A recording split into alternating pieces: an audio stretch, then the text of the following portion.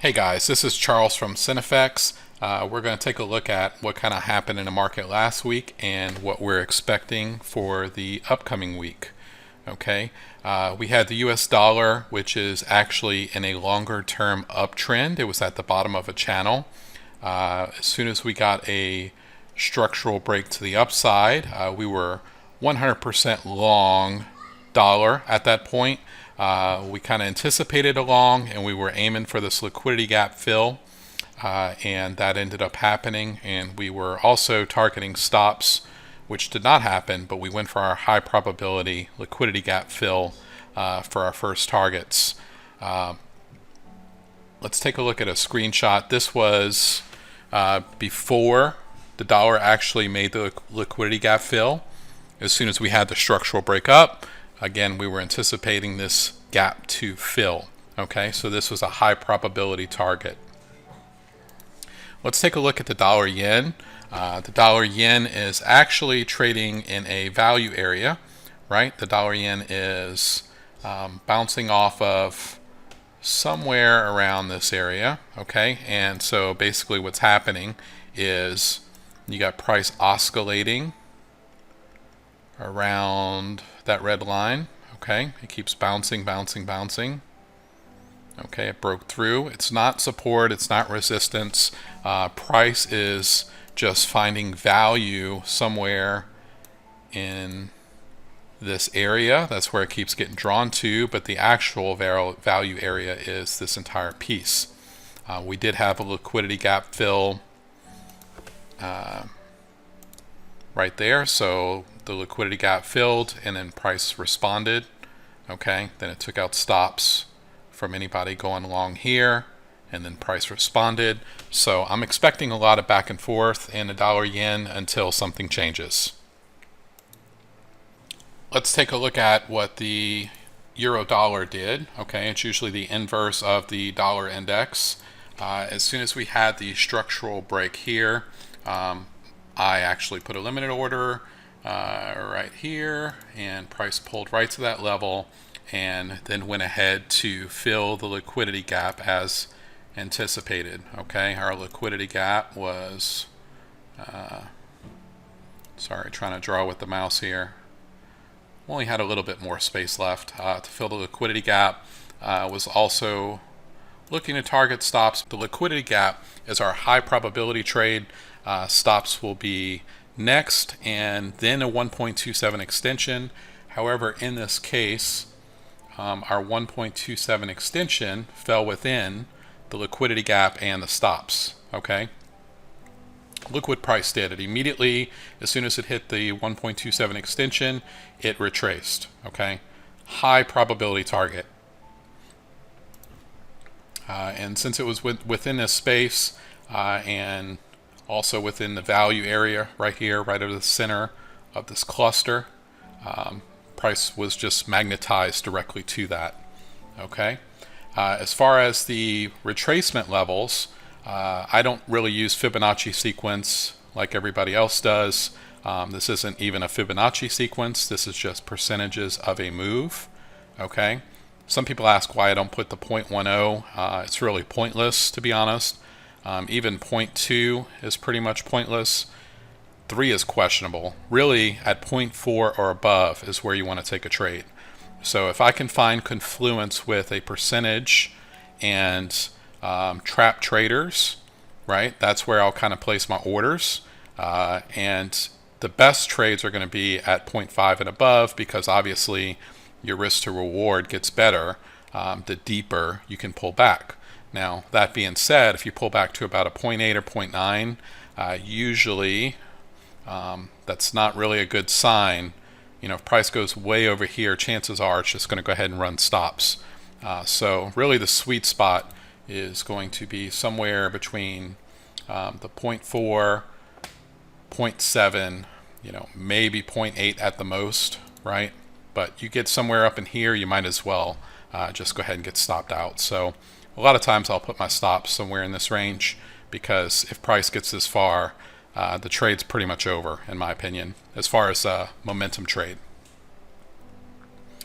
Okay, going forward this week, I'm kind of expecting You know, price maybe the pullback here, or it may just go ahead and, well, let me continue that thought.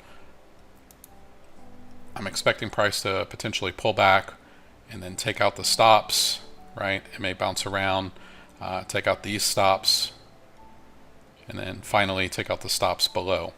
It may just go ahead and stall right here, take out these stops, pull back, take out stops, pull back, take out stops. Again, you have to watch, okay? We trade levels to levels in a SentiFX community.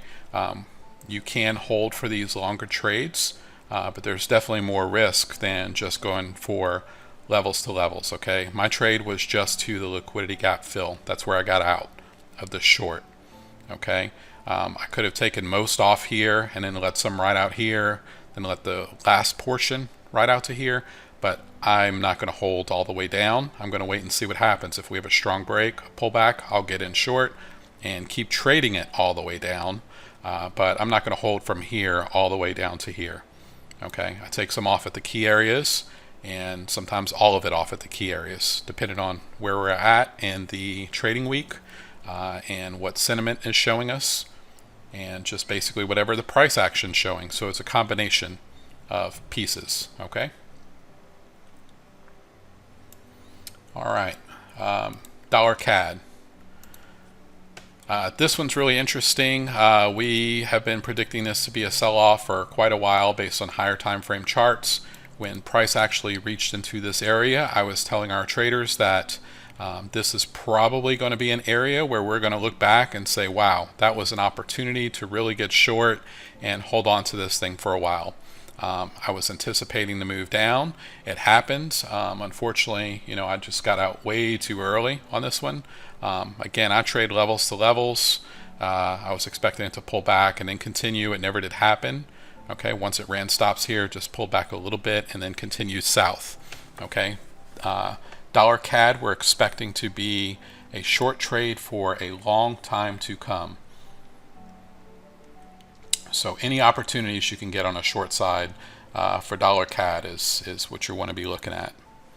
Okay, the pound dollar, this one I am expecting this week to start looking at some of these stop areas. Okay. All right, and price may even continue. Take out these stops and then maybe go all the way down until it's all clear. Okay, we'll have to see. Again, I trade levels to levels. I'm not going to just get short right here and hold it all the way to the bottom. Okay, some people do. That is not my trading style. I think when I used to scalp, I think that's kind of ingrained in me to not hold on for those long periods of time. So I don't hold on that long as much as I would like to. Okay, there's my brush tool. What I'm looking for is, I mean, anywhere in this area is a good area to start thinking about shorts. We want to see what sentiment is going to show us. We would like to see a clean break and a pullback, okay? And for this to continue to do this all the way down, okay? That's kind of what we're aiming for as far as a trade plan. But if anything changes, right, if all of a sudden it pulls back here and then breaks higher, then we're going to start looking for the stops to get taken on the upside. Okay, so we really just kind of have to monitor what's happening in the market as we get from level to level. Okay, and the dollar franc, this one, let me go to the 1 hour. Okay, this one was starting to build, and I let our members in the community know that we were starting to break structure to the upside. Okay, and definitely once we broke structure here, we were looking for long opportunities, right? And we were looking for this liquidity gap to get filled here. And actually that's, let me draw it to this bottom line. Okay, and if you look, I mean, it's almost at a tick right there, and it just broke through Price pulled back and pushed up to take out the stops over here. Okay, all the stops cleared. So we were anticipating the liquidity gap fill way back here, and definitely once we had a structural clearing and pullback. So this was a very easy trade. The Australian dollar, I'm expecting going into this week for this liquidity gap to get filled. Again, we're going to target the liquidity gap up to stops. Okay, so the levels here is just aiming for the liquidity gap fill and then stops to get taken out. And same thing here.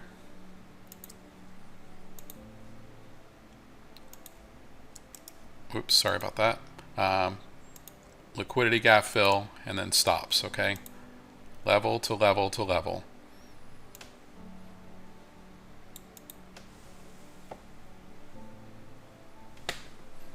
Okay, so this is what I'm aiming for with this pair, but if we do see a strong break to the upside and in a pullback, I'm expecting a continuation and stops to get cleared on the upside.